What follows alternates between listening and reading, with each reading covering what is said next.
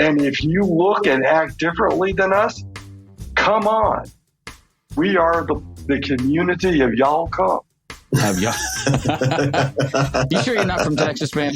Yeah. Well, Alabama. I guess Alabama's close enough. The community of y'all come.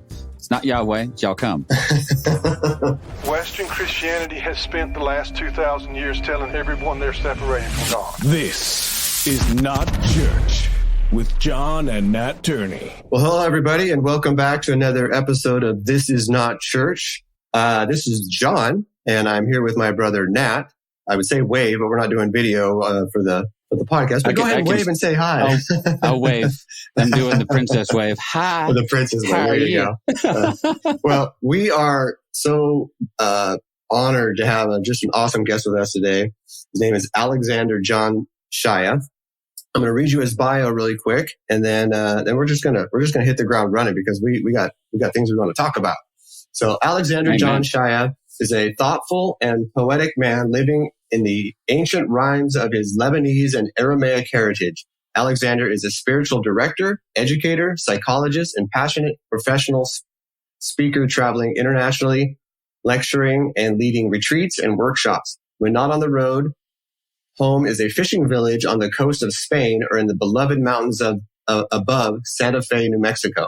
So those are two completely different areas, right? But I like the opposites. I like the opposites. But so just welcome to the podcast, and we are so happy that you're here with us. Thanks, guys. It's delightful to be here. And yes, I'm actually looking out at the Atlantic Ocean as I talk to you. That's wow, man. Now, yeah. But from the Spanish side. Right. Yes. Yes. Yeah. From the better side, we go so far as to say from the better side. Hey, if you're on the Spanish side, brother, you're on the better side. I promise you that much. And because where I am is the northwest corner. I'm in the middle of the Atlantic Ocean. Mm. Didn't you say that you're farther west than Ireland, right? I'm farther west than the west coast of Ireland. Which this is literally the land mass that's closest to the continental United States. Wow. That is just that's blowing my mind and showing myself that my geography is terrible. So you spend do you split the year, or do you spend a whole year there and then come back for visits here? I mean, how do you split your time? John, I don't know. This is all new. Is it? Oh, okay. It took me a year to get an official residence visa into Spain. Oh, okay. Which just happened. I just finished the process a couple of weeks ago. And now I'm here. Oh. And I don't know how long I'm going to be here. Okay. Because I was going to ask you how winters are there. Does it get crazy winters being right there on the Atlantic like that? What I understand is it's very wet and gray and windy and huge waves. Okay. Oh, okay. So much like the East Coast of the U.S. Yeah. Well, a lot like the Pacific Northwest.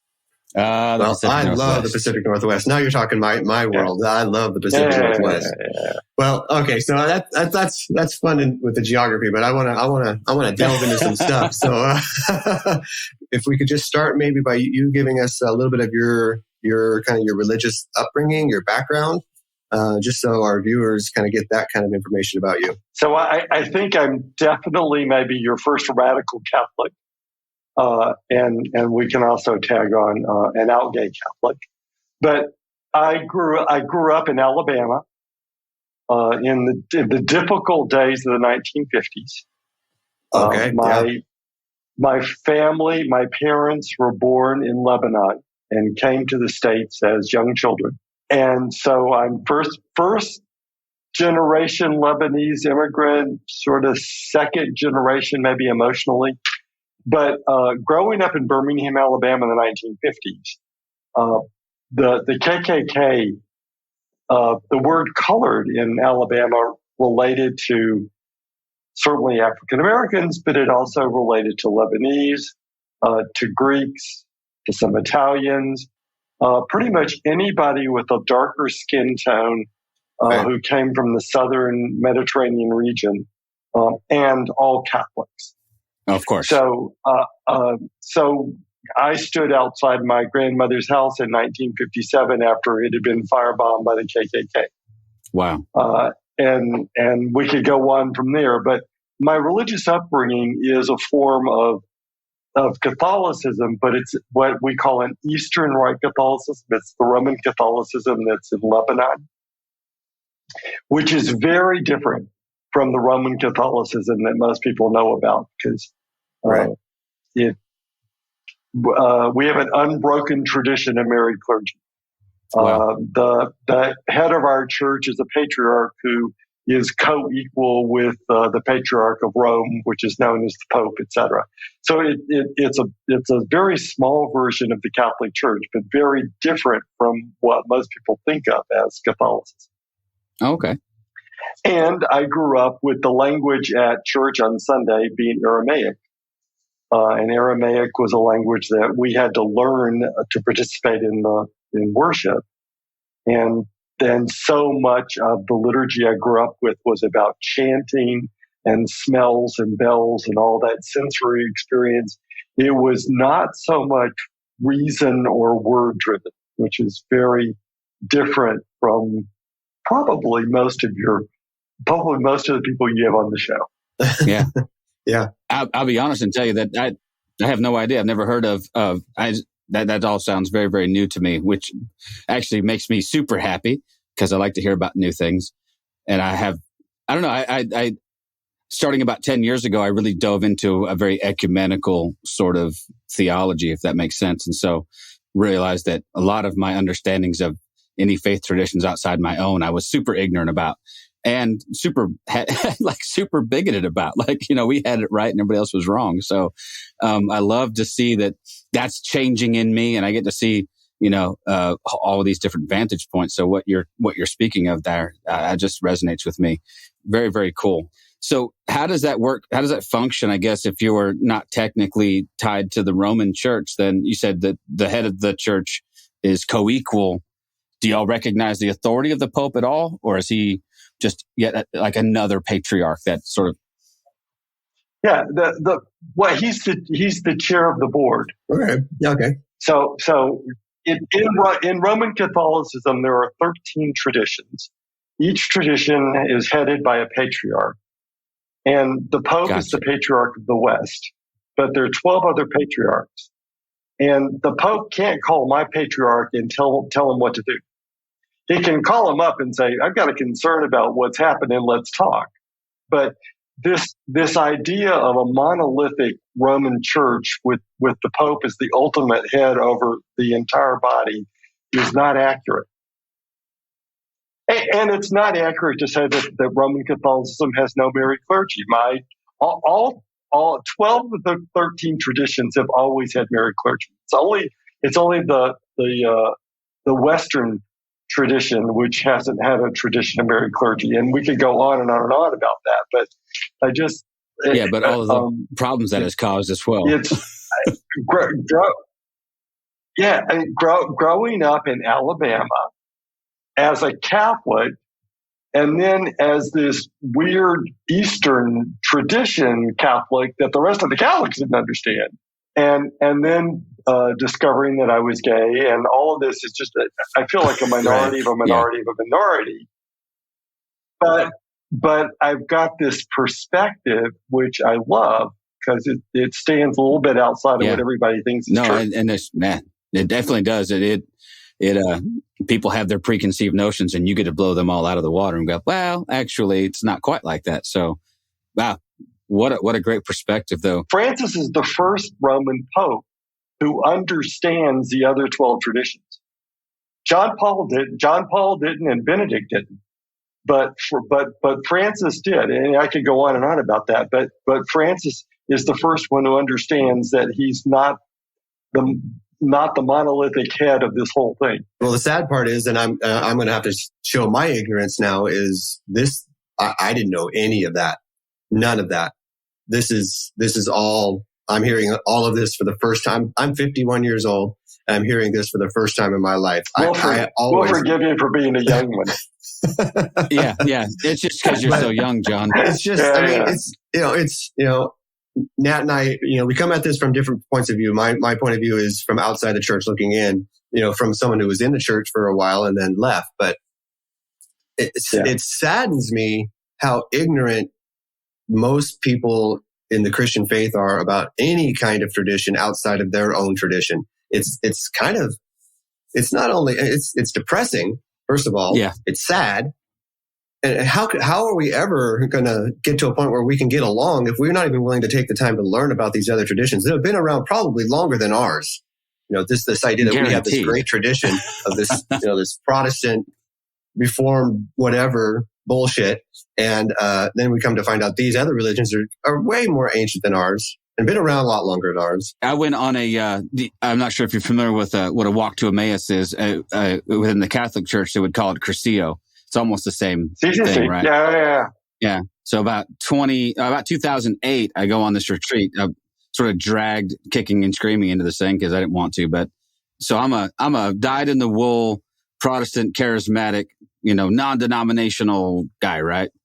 And they dragged me to this Catholic retreat center, and my hackles just went, oh, why am I here in this, a bunch of godless papists, and then I spent 72 hours in the presence of these amazing people and met with people who were from every potential walk of life within our Christian tradition, right? Everyone from people like me to Episcopalians and Protestant, Lutherans, and then when I got to the end, at the end of a walk to Emmaus, you're asked to speak for a few minutes and for a minute and talk about your experience. And I remember saying something to the effect of that what that weekend exposed in me was bigotry I had no idea existed. And I was thankful for that because it outed that. It made me confront that. And I've been on that journey ever since of, okay, how big, how wide, how diverse is this thing that we call Christianity? Because it cannot be simply what we've made it. And so I'm thankful for that experience. And I'm thankful to meet guys like you who exposed me to in another stream of Christianity that I was unfamiliar with. So that is really, really cool. Well, and I just, the very first sort of roughhouse fistfight I got into as a kid was with my best friend, Michael, who lived 2 doors down from me. And he called me a papist. And I didn't even know what the word meant, but I didn't like his tone of voice. And later I went home and said to my mom, what's the word papist mean? But yeah. I just like to use it because it's a fun word. So, back to where John was sort of leading us a minute ago, it's like when I grew up learning Aramaic as the language at church, I heard the scriptures chanted in Aramaic. And what I learned by that is because my grandparents couldn't read or write. They never could read or write Arabic or English. They had memorized the Gospels by memorizing the way that they were chanted at church on Sunday. So I grew up on my grandmother in Arabic called Sitto. I grew up sitting on her lap, and she chanted the Gospels to me in Aramaic because that's the only way she knew them. But what that reminded me of, which is so different from, I assume, the Christianity that you grew up in, is in the Middle East, if something is sacred, it's always chanted. It's considered profanity to read something in your reading voice. If it's sacred, it has to be chanted because the meaning of it is not only in the words, it's in the melody and in your breath. Man. We're just delving deeper and deeper. And this is what I love about this podcast. And this is what I love about, getting these, people like you on here. It's just like, I had no clue where we were going to go really. Right. And, this is like, where are we going? Nobody knows. This is like exactly why I wanted to do a podcast, is to talk to people like you, to get these insights. I got chills just listening to you talk about sitting on your grandmother's lap and her chanting the Gospels. I mean, that's just because the Western evangelical fundamentalist Christian church doesn't do this, right? They've lost the connection to the mystery. They've lost the connection to the holiness of all this. It's been replaced with rock bands, laser light shows, moralism, and we could go on and on and on with that list. I had no idea as a child, you norm your childhood and think it's everybody's. Right. So I grew up thinking that this was the Christianity everybody knew. Boy, when I got to college, was I shocked. Wait, you don't all chant the scriptures? What's wrong with you? Well, I mean, went to Notre Dame in the late 1960s, the early 1970s, kind of the God is dead moment. Yeah. And my two brilliant roommates are very much philosophers who are like, prove to me the existence of God. And I'm like, don't you feel it in your breath? Don't you know it in the melody that you sing and chant? How do I prove that to you? Yeah, it's impossible, right? Well, for me, growing up, for me, it was a total sensory embodied experience. I was someplace a few years back. I'd traveled to Houston, I think it was, to visit with Brad Jersak. And so Brad's the first Orthodox guy that I know, that I become familiar with. And I start really, really, really enjoying first of all, the theology of the Eastern Orthodox Church by and large is stuff that resonates with me as well. But there's a lot of chanting as well. And he did a thing where at one point he started, I think they're called the Octo Echoes, where he starts chanting.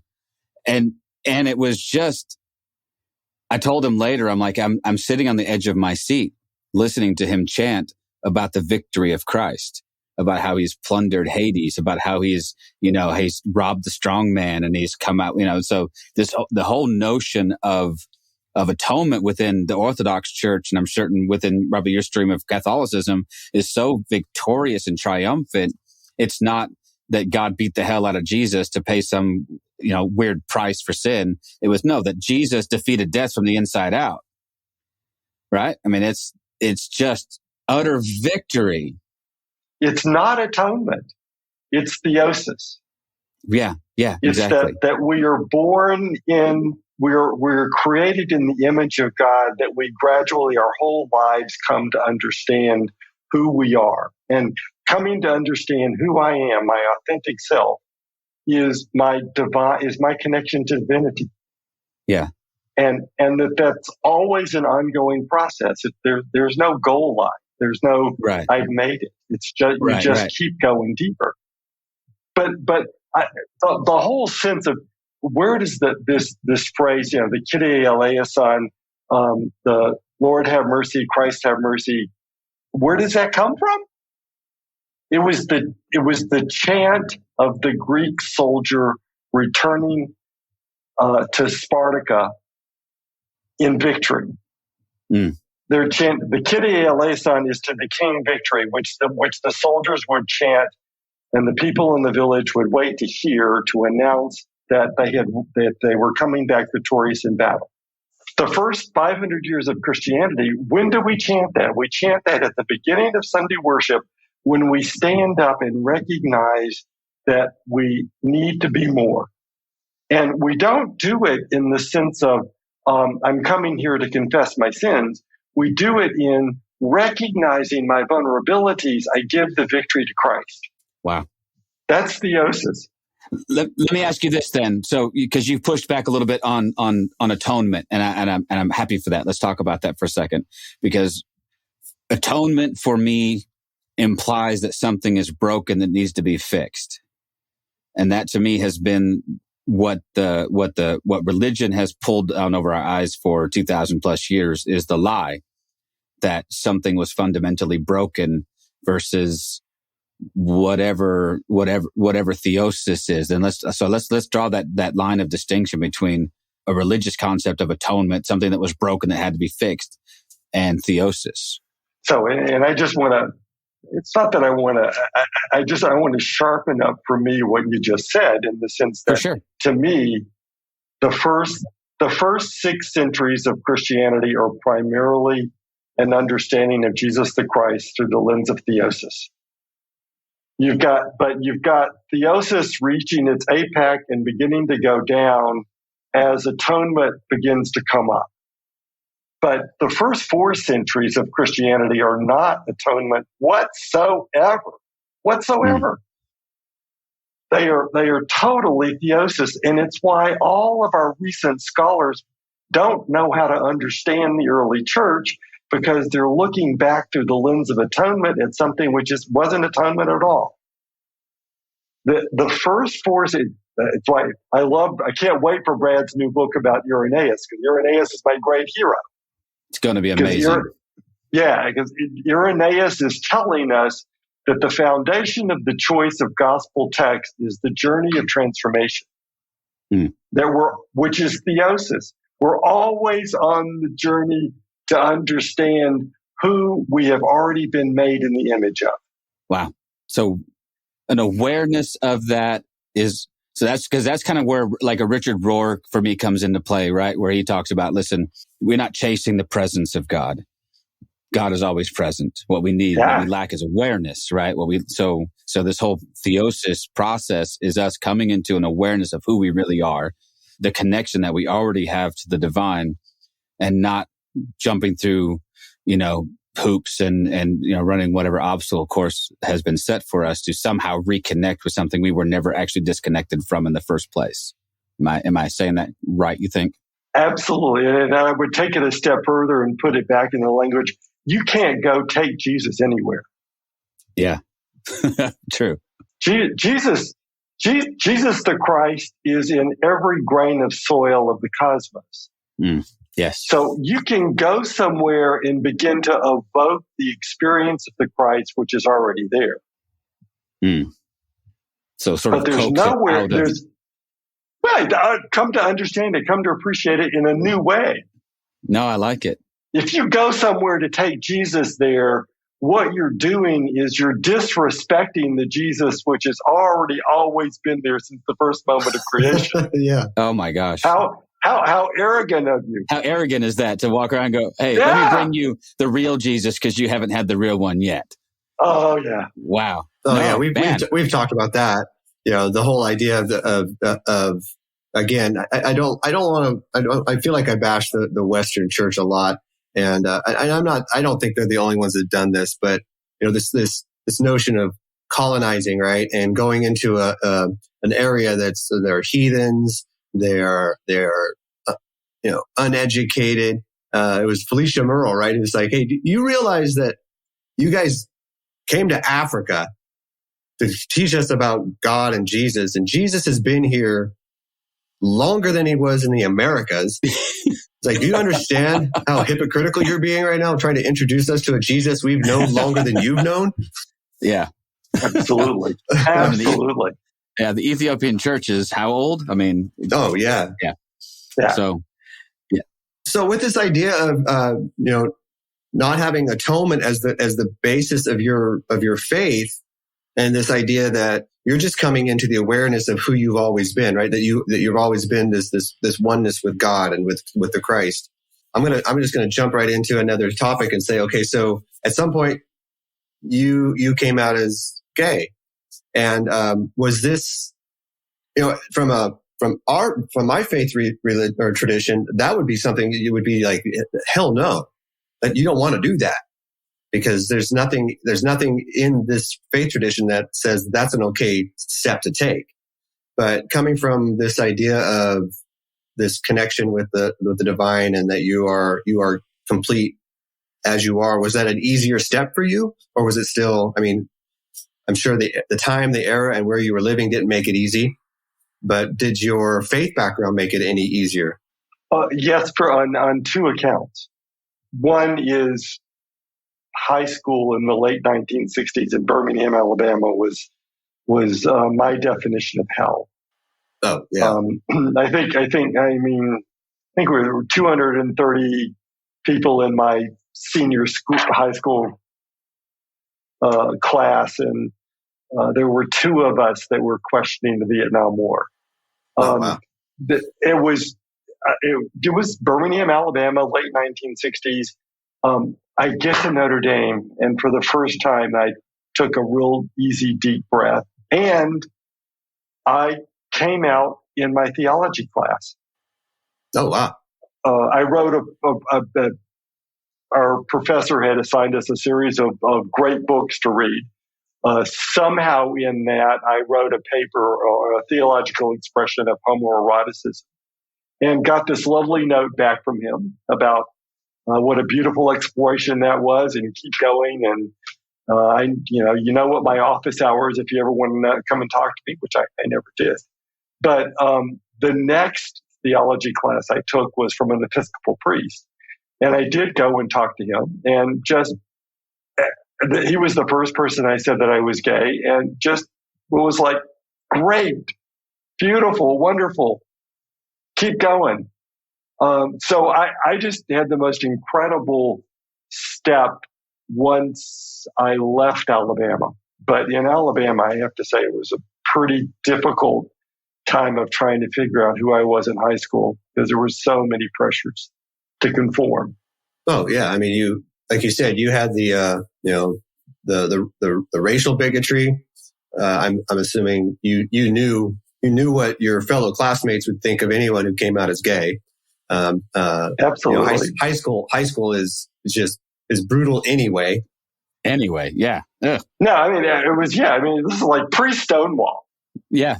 No, this is, John and I can't even conceive of this because having been raised in the Pacific Northwest, both of us in the 70s and the 80s, so deep South Alabama in the 50s and the 60s is otherworldly, so yeah. I can't even imagine. Sadly, we're getting another look at that other world. No, we really are. No, it does have a tendency to come around full circle again, doesn't it? We don't seem to learn much from our mistakes, but Neil Young will have to come out and write another song about Alabama. We'll see how that goes. But what's fascinating to me is John and I have both been on a journey. I would say maybe we've approached it differently, but having our minds renewed, as it were, considering things like the LGBTQ community and recognizing the harm that the church has done to that community in particular and how they've been targeted by us for way too long over stuff we don't even really understand.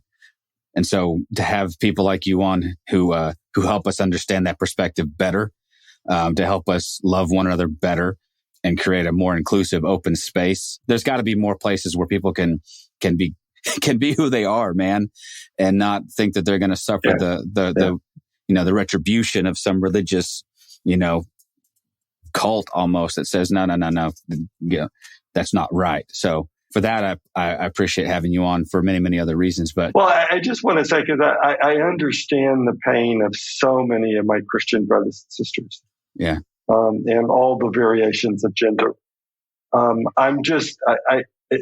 As I grow, I understand also the privilege that I had to grow up in the way that I did. Yeah. And the professors that I had, et cetera. It's really a pretty rare experience. I wish more people had it. But for that period of time, it was very rare. Well, and hopefully as we move forward, we can help to make that less rare. I know that within my little tiny church, we're working very hard to make sure that that's the experience people have when they come to us. That they find open ears and open hearts, and that's all, isn't that all we really need? Just to be accepted for who we are. And yeah, I think also a really good friend of mine during Pride Month, he vowed to put something up every day on Facebook, some kind of just a story or about his experience as a openly gay man. But one of the days he asked us as friends to respond to his question, which was, when did you realize, or when did you come to the conclusion that love is love? And that's all that it is. And so I kind of toiled about it. I was like, I don't know. I'm very open about my support of the LGBTQ plus community, but sometimes you don't want to type it out, right? You don't want to put it out there, even though everyone knows my stand. But I finally was like, no, he's asking a really good question. I'm going to go ahead and do it. And so it was just being raised in a very conservative Christian background where this was just not accepted. This was considered a sickness, something that could be prayed out of somebody, converted out of somebody, right? All this crap that we look back at now. And for me, what it was I entered into a theater community, a local theater community, and was introduced to a group of people that I would never have met if I hadn't entered into this community. And you become friends with them, right? You just get to know these people that you've never known. And then you start realizing that, oh my God, there is no difference. They love the same things. They get hurt by the same things. They are excited about the same things. They are looking for acceptance and love and, someone to share their experiences with. And then you're like, oh shit. I have been sold a bill of goods my whole life about this group of people who are on the verge of just being, you don't want to say it, but it's like they're disgusting. They have mental issues. They can never be trusted. And then you're like, oh, this is all 100% wrong. Absolutely wrong. And then you start realizing, you question all that and you're like, okay, no, they're loved and they're loved by God. Exactly who they are. And God damn it, just give them the chance to be who they are and just give them the space. And I mean, we can say that the same for the LGBTQ community, for African Americans, for the Native people, Indigenous people. I mean, we've boxed them all into these, either they're savages, they're thugs, they're, these weird gay people who like to dress weird and we don't understand them, all that, right? Yeah. And it's just wrong. But we've all seen how you dress, so. I'm sorry, John. I realize that your listeners can't see how vigorously I'm nodding my head. Yes. And what I get so excited about and so sad about is early Christianity is the first religious tradition on the planet which said, we have a room and a table and a door that is open to anyone. Right. Buddhism is not there at this point 2,000 years ago. Hinduism is not there. Judaism believed that everybody is equal, but they weren't at the point yet of saying, we got a door, come and be with us as family. They were like, we'll treat you wonderful as the passing guest, which they should, as we all should. But Christianity is the first tradition that says to the world, all of that personality stuff doesn't matter here. Here in this space, we are brother and sister to everything and everyone. And that idea has grown over the last 2,000 years, which I'm grateful for. But we as Christians are going against the very foundational spiritual practice of our tradition, which is that open door and that willingness to drop another chair and another chair and another chair and another chair. And if you look and act differently than us, come on. We are the community of y'all come. Have y'all? You sure you're not from Texas, man? Yeah. Well, Alabama. I guess Alabama's close enough. The community of y'all come. It's not Yahweh, it's y'all come. Man, I love all of that, and I wanted to ask you then, so piggybacking off of what you said, when we sort of draw this line of distinction between atonement and theosis, how does that then play into, because I was fooling around your website. There's some really great stuff there, by the way. If y'all need to check out we'll link to it in the page notes. But quadrados, right? And I was looking at your 4 paths. This beautiful, strange word that I coined. I love it, man. So you coined quadrados? Yeah. Okay. I coined the name. So way back at Notre Dame, this incredible 4 years that totally changed my life. One of my little known, passionate, erudite professors at Notre Dame every year is Joseph Campbell. He comes to teach in the theology department about how Scripture has all the themes of great myth in it. And he is the one who says to all of us in the class that I'm in, all great mythic stories of transformation. And myth really for him is just a great story of transformation. All great stories of transformation are written to have 4 parts. They must have 4 parts. And I hear him in 1972 say this, and I immediately thought, is there a connection here to how Christianity ends up with 4 gospel texts? Not 3, not 2, not 1, not 5. 4. 4. And of course, Irenaeus is the one in 180 who said, he didn't say we've got to go have all the true stories of Jesus. Irenaeus said the basis of the gospel choice must be the number 4. And nobody to this day understands why he says that, because they're locked in the Enlightenment and they're locked in the Atonement and they don't understand early Christian history. Wow. What he's saying is that the choice of the gospel is going to adhere to what is the universal mythic way of telling the journey of transformation. It must have 4 parts. And the 4 parts of the great story of transformation are: 1, you got to wake up. And the wake up gospel is the gospel of Matthew. And waking up and making the decision to grow, you're going to face trials and obstacles. That's what Campbell would say. And the gospel of trials and obstacles is Mark. And having woken up and stayed constant through the trials and obstacles, at some point, you're going to receive a tremendous new sense of vision and wider sight and greater understanding, and maybe a lot of bells and whistles and scintillating feeling in your body, whatever. But Campbell would say that you receive the gift, you receive the boon. I'm saying you get the larger vision of who you can be and how the world can operate. That's the Gospel of John. Yeah, has to be. And finally, then it's not enough to just get the vision, because if you just get the vision, all you've done is good narcissism. Yeah. Now you've got to go make it part of your everyday life.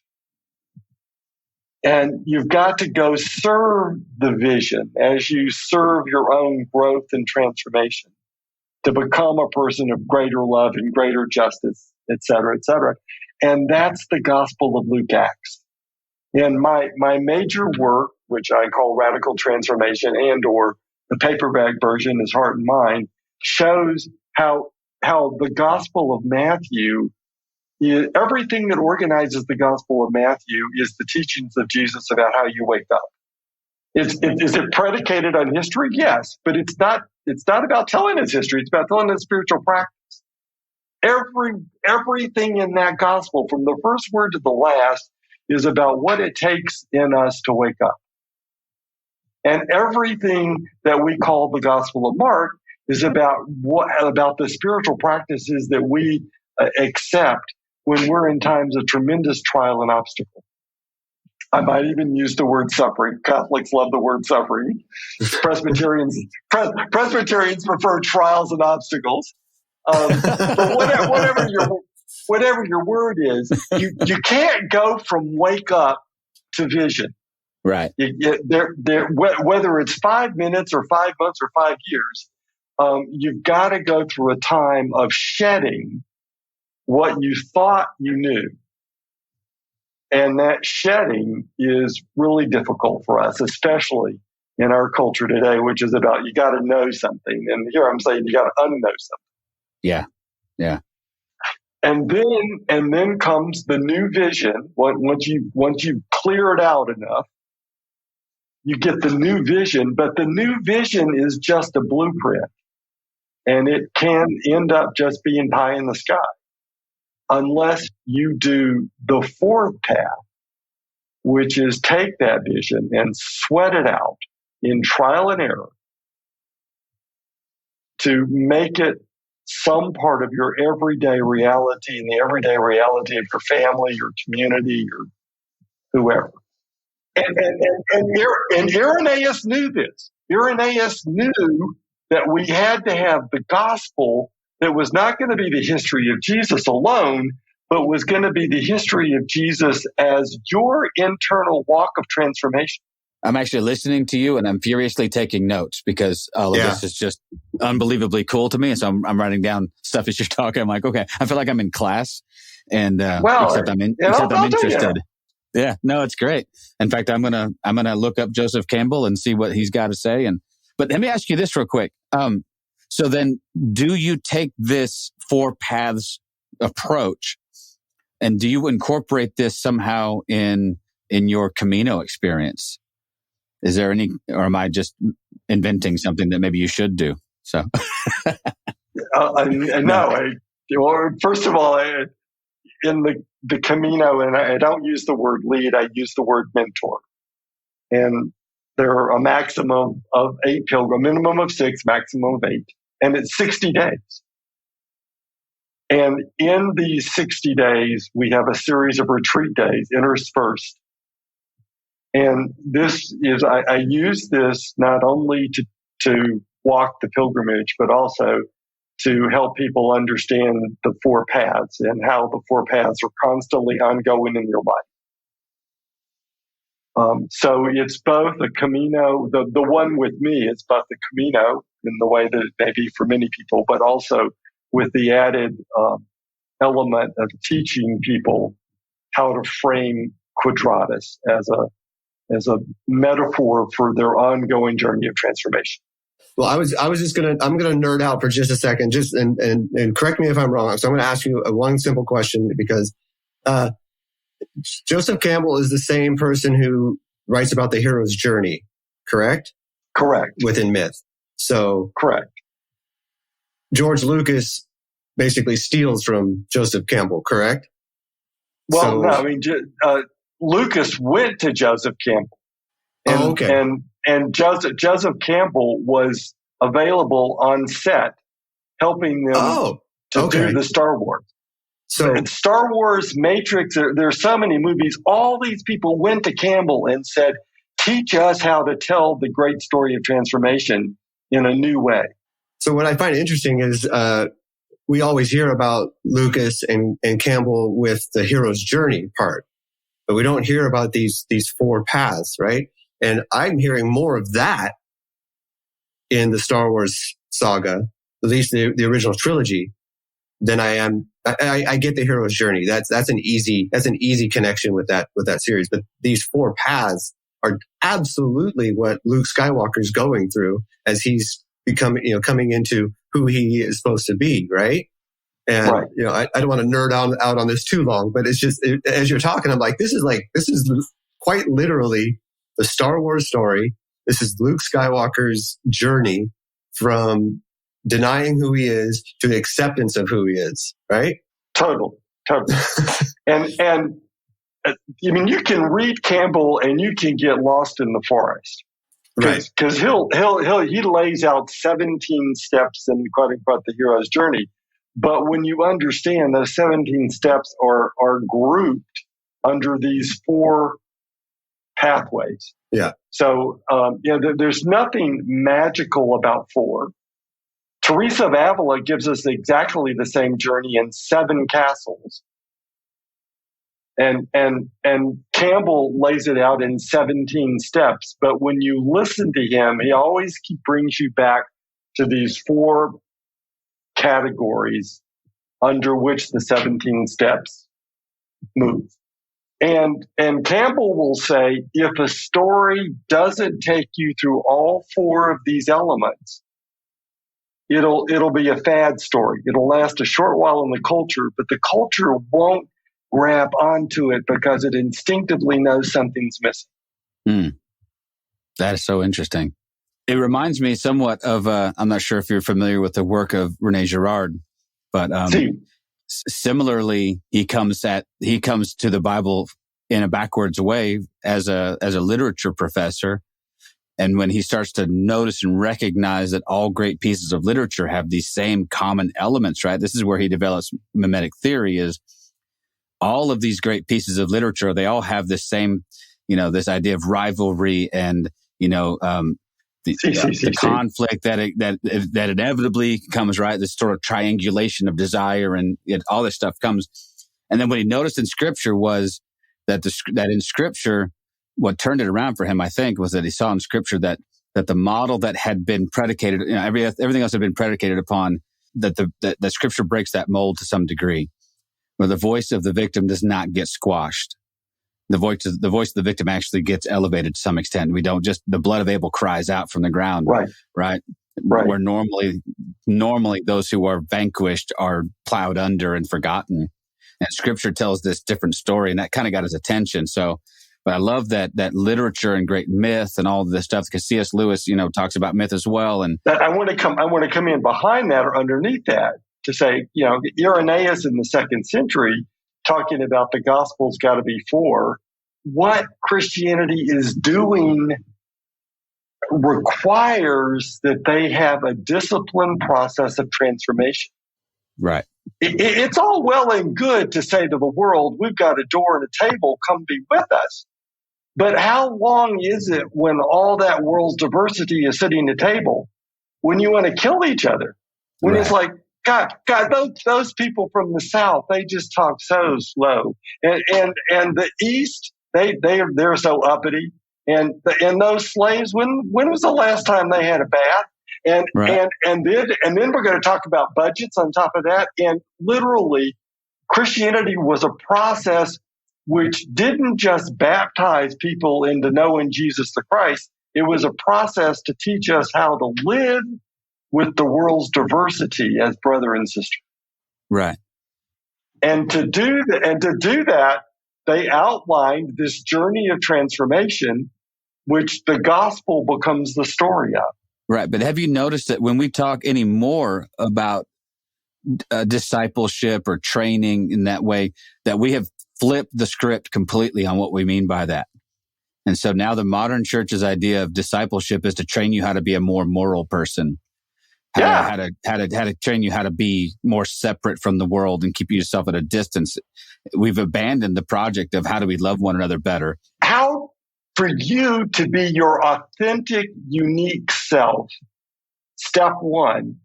But step two is how to put your uniqueness in conversation with diversity. Right. So that the communion can support your authenticity, and your authenticity can support the community.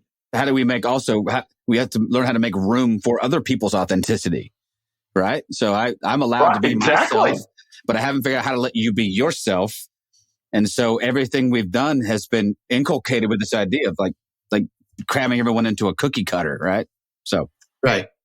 Well, and I was going to piggyback on that and basically say that, so the what the church seems to do wrong in this is they become the martyr in this. They become so you're allowed to be who you are. I'm supposed to accept you in the way that you are, but poor me, I don't get to be who I am. Like, well, no, that's not it at all. You aren't being hindered. You aren't being put into a box. You aren't being shut away. You're just, the only thing that's being asked of you is to open your mind a little bit and see that not everyone is like you. And just accept that. Exactly. But somehow they've flipped that script, and it's like, see, once again, we can't be who we are. It's like, no, be who you are. Be I'm a middle-aged, white, heterosexual man. I can walk around being who I want to be without any issues. I can go buy the stuff that connects to me at any store. I don't have to be intentional on where I go to be who I am. But we're not willing to open up our minds and see that other groups of people have to be intentional because we have made it impossible for them to be who they are. And we just need to open it up and just say, hey, we're all accepted. We are all loved. We are all children of God. Amen. Why can't we just start there? Why can't we all just get along, man? Yeah, exactly. It's true, though. It's very basic and simple, right? Well, it's basic and simple, but it takes learning certain practices to keep it going forward. Yes. And you're describing exactly the situation in Ephesus where this gospel that we call John was birthed, because this community of Ephesus had been born in the beatific vision of oneness. And 50 years later, they're killing each other. All the privilege, all the patriarchy, all the judgment, all the in-group and the out-group has surfaced again. And John's text is about bringing us back to oneness And from the 4th chapter through the 12th chapter of John is the most incredible psychological, spiritual manual about the stuff in us that keeps us away from deepening in oneness. And we don't have time for that discussion, but it's all right there. And it's why the early church, and when I say early church, the first 500 years, said every community must pray the text of John before Easter every year, because Easter was not about only the memory of Jesus coming out of the tomb, but it's about our rolling the rock away from the tomb in our own hearts so that we can develop deeper oneness. And the text to deeper oneness are these incredible grace-filled passages in John that very sadly have been horribly mistranslated through the eyes of dualism and atonement. And none of it's true to the original text. Wow. See, now we need time for that whole discussion, because that's amazing stuff. So that means we have to do this again at some point. But before we end, my work is not just about producing these books, but over 7 years of work, a team of people, pastors and spiritual directors from around the world, we came together and we wrote something called the Heart and Mind Community, which is about a 16-month process. And I know people freak out at that, but that's about what it takes to truly live into a new vision of how we can be a harmonious diversity at table. Wow. Yeah, that sounds amazing. I'm actually going to probably go on Amazon and buy that book so I can flip through a little bit. The heart and John mentioned earlier that he's sort of outside the church. I'm still very much inside the church. I pastor a small church here in West Texas, and that's what we're doing. The name of the church is Open Table, and because that's what we're about, is that life happens around tables, and that we don't get to set the guest list for who is, the doors are swung wide open and the tables are set and everyone's invited, and hopefully they find a place where everyone can be their authentic selves and find out what that even means, because so many of us don't even really know what that means, because so much of that authenticity in us has been suppressed that we need a place to stretch a little bit and find out who we really are. And religion has given us all kinds of neat masks to wear and provided us with all kinds of scripts that we're supposed to memorize, but there's done a piss poor job of helping us grow into who we are, So that's why the work that you're doing is so important, I think. Thanks, Sam. One of the critical lessons for us is learning how to respect tension. Yeah, exactly. Because wherever there's going to be authenticity and diversity, there's going to be tension. Please don't resolve it. Please don't resolve it. It's the jewel. It's the soil of a whole new vitality. One of my new mantras right now is just becoming comfortable being uncomfortable.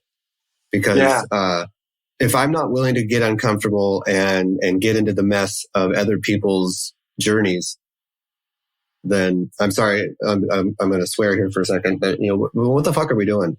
It's like, I can stand outside all day long and pretend to understand a journey, but if I'm not willing to get in and step into the mess and see and find out why you are who you are and what your journey was and how you came out on this other end as the person you are, then why are we even doing this? Yeah. That's, and for so many faith traditions or specifically Christian traditions, but I won't even, I go and say other faith traditions do this too, is we're too busy putting on a show. We're too busy putting on our masks and having a whole group of homogenized people that look the same, act the same, react the same. And then they go home and they fall apart because that's not their story. Yeah. And so it's so important to have these conversations where we can say, hey, your journey matters in every shape, way, and form. It matters. And, the other thing I want to say is, we do record video. We don't very often put it up, but I'm absolutely not putting this one up, because if anyone saw my dumbfounded look on my face, me with my hand on my face, just going, I'm just getting blown away by all of this. I'm like, they're like, look at him. He doesn't even know what he's doing. He's just like covering his face. And But we do that a lot. We get people on this podcast and they just blow us away. And sometimes we just don't even know what to say. And we're like, oh, yeah, that was just really good. No. I was going to say that I love that other tagline. I know you didn't mean it. I don't think you meant it as a tagline, but I like the don't resolve the tension thing. Don't resolve it, man. Learn to live in the tension. And I was telling a group of teenagers. Treasure. I had the privilege of being invited to speak at this small Methodist youth camp thing. And so literally about 18 or 20 teenage, juniors and seniors in high school. And my go-to, if I need to throw something out there, if I'm going to get one chance to tell you a story about God, I'm going to preach on the prodigal son, because I don't know how to say it better than that. Right. And so I did this message that I've done a few times about the prodigal son, but I love that the prodigal son story doesn't resolve. There's tension in the end of that. The invitation has been extended. The father has gone out to the real prodigal, who is the older brother who thinks he's fine. And he's been begged, invited, cajoled, come on inside. And then we don't know how that ends. And learning to live in that tension you're right. It's not just something we have to learn to live with. We need to learn to celebrate and enjoy it, because most of our lives are lived in that tension and seeking out those little happy endings. Man, they just rarely work out. And so I love that you said that. I think that's a fitting way. I didn't learn this in Christianity. I learned this in my men's circle. When we're sitting in that room with each other and we're in our authenticity, and the diversity and the tension is so thick you can cut it with a butter knife. The leader says, all right, we're going to go chop wood, or we're going to drum, or we're going to chant. We're going to go do something with the energy of the tension, but we're not going to try to verbally resolve it. Yeah, exactly. Yeah. And then it shifts. It's like grace happens and the tension shifts into a deeper love and respect for each other's diversity. Wow. Unbelievable. Oh, man. Yes. And now all I want to do now is like go with you on a Camino for a couple months and hang out. And even though the walking part makes me nervous, but the rest of it sounds fantastic. Come on. The next time I have 60 days off, man, you and I are going to go hang out and do the Camino together. We eat well. I don't doubt it for 1 second. We eat well. We had a chance to talk to, I talked to Perry, who's done the Camino like 3 times, I think now. And she and Brian have done it together. And every time I talk to somebody who's done it, I'm like, oh man, I just want to really, really badly. So it's on a bucket list. I just got to wait. I just can't wait till I'm like 80 and go, well, now I can wheelchair it down the Camino. Is that possible? Can we do that? Can we just have somebody carry me on the Camino path? Absolutely. People do. All right. Now I'm going to have to hire a Sherpa, and we'll take that. I just watched a video series of an 85-year-old woman, and she's such a strong walker. She was leading the pack. Oh my gosh. All right. The gauntlet has been thrown down. Right. Your challenge accepted. Right. Absolutely. Yeah. No, I have so enjoyed this, man. This has been so great. And I really, really hate to even cut it out. I think that we won't resolve the tension. How's that? We'll leave some stuff hanging, because I feel like we should do this again at some point and go deeper into some areas. But man, thank you so much for making the time for us today. It's been really a beautiful thing. My thanks as well. Really, I've enjoyed this hour with you a lot. Yeah, us too. Ciao. Thank you for listening to This Is Not Church. Be sure to rate and review the podcast on your platform of choice.